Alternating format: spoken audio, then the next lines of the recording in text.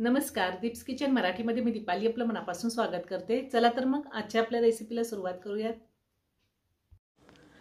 आज मी तुम्हाला गणपती बाप्पांच्या नैवेद्यासाठी काजूचे मोदक कसे करायचे ते दाखवणार आहे। तर त्यासाठी मी ह्या वाटीने 2 वाटी इतके काजू घेतलेले आहेत। वजनी सांगायचं झालं तर 200 ग्रॅम इतके काजू आहेत आणि ह्या वाटीने पाऊण वाटी इतकी मी साखर घेतली आणि ह्या वाटीने पाऊण वाटी मी पाणी घेतलेलं आहे। म्हणजे जितकी साखर तितकंच पाणी घेतलेले।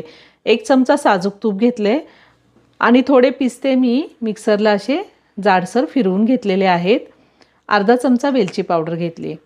मी इथं मिक्सरचं भांडं घेतलंय, त्यामध्ये हे काजू घेते आणि आता मिक्सरचं बटन ऑन ऑफ करत आपल्याला काजूची पावडर तयार करून घ्यायची आहे। मी मिक्सरचं बटन ऑन ऑफ करत काजूची पावडर तयार करून घेतलेली आहे। अशी थोडीशी रव्यासारखी होते पावडर ही। जर आपण एकसारखा मिक्सर चालू ठेवला तर काजूला तेल सुटू शकतं, त्यामुळे मिक्सरचं बटन ऑन ऑफ करतच आपल्याला काजूची पावडर तयार करून घ्यायची आहे। मी गॅसवरती कढई ठेवली आहे, त्यामध्ये आपल्याला साखर घालायची आहे, त्यातच पाणी घालायचं आहे आणि ही साखर पूर्णपणे आपल्याला विरघळून घ्यायची आहे। आपल्याला साखरेचा पाक नाही करायचा, फक्त साखर विरघळून एक छान उकळी काढून घ्यायची आहे।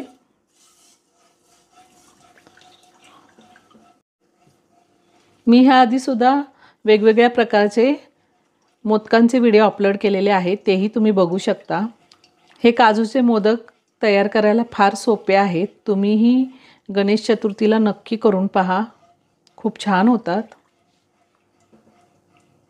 अजूनही तुम्ही माझं चॅनल सबस्क्राईब केलं नसेल तर नक्की सबस्क्राईब करा आणि शेजारील बेल आयकन क्लिक करा, म्हणजे मी ज्या रेसिपी अपलोड करते त्याचं नोटिफिकेशन तुम्हाला मिळेल आणि तुम्ही माझ्या रेसिपी बघू शकाल। साखर आपल्याला पूर्णपणे विरघळून घ्यायची आहे आणि छान एक उकळी काढून घ्यायची आहे। मी पाऊण वाटी इतकी साखर घेतलेली आहे। तुम्ही तुमच्या आवडीनुसार साखरेचं प्रमाण कमी किंवा जास्त घेऊ शकता आणि जर तुम्हाला केशर आवडत असेल तर तुम्ही ह्या टायमिंगला केशर घातलं तरीही चालेल, म्हणजे मोदकांना कलरही छान येतो। छान आता साखर विरघळली आणि उकळी आलेली आहे। ह्यामध्ये आपल्याला काजूची पावडर घालायची आहे। गॅसची फ्लेम मी आता लोवर ठेवली आहे।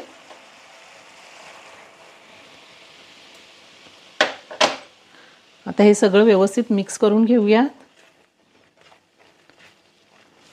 काजू पावडर घातल्यानंतर गॅसची फ्लेम लोवरच ठेवायची आहे, कारण काजू पावडर घातल्यानंतर ते खाली लागू शकतं। आता आपल्याला हे सगळं एकसारखं मिक्स करून घ्यायचं आहे।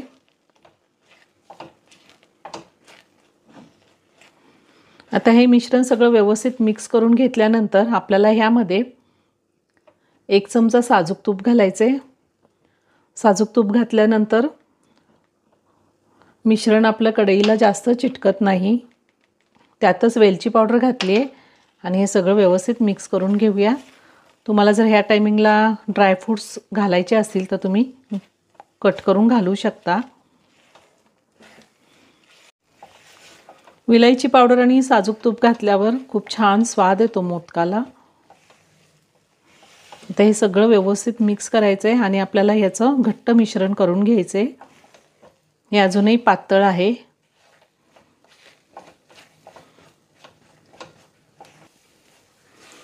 मिश्रण आपलं घट्ट झालेलं आहे, पण अजून मी 2 मिनिटं असंच परतून घेणार आहे। अजून थोडं घट्ट झालं की आपल्याला गॅस बंद करायचा आहे। एकसारखं असं मिश्रण आपल्याला परतून घ्यायचं आहे। तुम्ही बघू शकता मिश्रणाचा छान गोळा तयार झालेला आहे आणि मिश्रण अजिबात कढईला चिटकत नाही। आता मी गॅस बंद करते आणि हे मिश्रण थंड करून घेते। साधारण मला असा मिश्रणाचा गोळा व्हायला 7 ते 8 मिनिटं लागलेली आहेत। आता हे मिश्रण आपल्याला पूर्णपणे थंड करून घ्यायचे। आता हे मिश्रण काजूचं थंड झालेलं आहे। मी एका बाउलमध्ये काढून घेते। असं हाताने थोडे एकसारखं करून घेते। आता आपण काजू मोदक तयार करून घेऊया। घेतलेला आहे त्याला मी तूप लावून घेतलेले। सगळीकडे आपल्याला तूप लावून घ्यायचे। आता मी हे जे पिस्ता बारीक करून घेतलेला आहे तो असा मोल्डमध्ये घालून घेणार आहे. तुम्ही नाही वापरला पिस्ता तरीही चालणार आहे.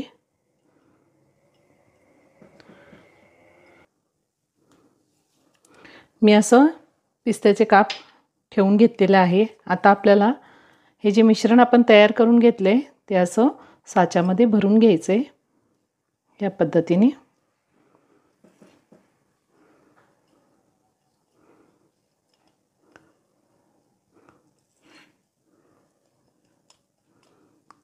आता मी सगळ्या मोदकांच्या साच्यामध्ये हे भरून घेते. मी हे सगळं मिश्रण असं साच्यामध्ये भरून घेतले. आता आपल्याला हा साचा बंद करायचा आहे आणि असं हाताने चांगलं प्रेस करून घ्यायचं आहे, म्हणजे मोदक व्यवस्थित भरला जातो आणि जास्तीचं मिश्रण असं काढून घ्यायचं आहे. हे पहा,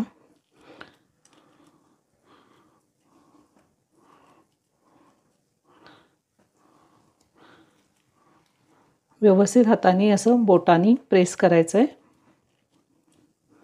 आणि आता मी साचा ओपन करते. हे पहा किती छान आपले मोदक तयार करून झालेले आहेत. खूप सुंदर झालेत आणि एकदम सहज निघतात.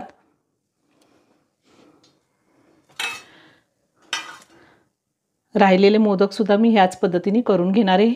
हे जे जास्तीचं आलेले ते आपण असं हाताने प्रेस करून घ्यायचे.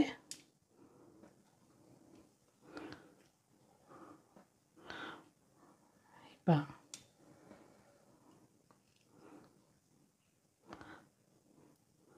खूप छान आपले मोदक तयार करून झालेले आहेत.